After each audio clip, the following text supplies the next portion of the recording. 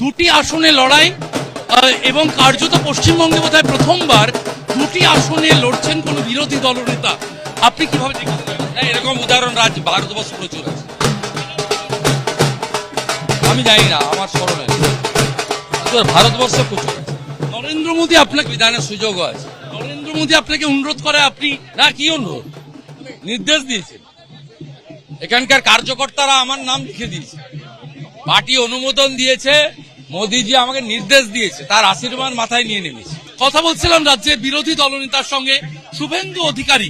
তিনি প্রচার সারছেন ভবানীপুরে, একেবারে গলি থেকে বেরিয়ে, চক্রবেরিয়া রোড থেকে বেরিয়ে একেবারে আচার্য জগদীশ চন্দ্র বসু যে রোড, সেই রোডে প্রচার সারছেন শুভেন্দু অধিকারী, রাজ্যের বিরোধী দলনেতা।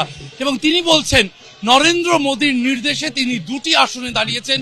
পশ্চিমবঙ্গের বিষয় তিনি জানেন না, তবে ভারতবর্ষে এরকম অনেক উদাহরণ রয়েছে এবং মোদীজির নির্দেশে তিনি নেমেছেন, এমনটাই বলছেন শুভেন্দু অধিকারী ভবানীপুরে তার প্রচারের প্রথম দিনে।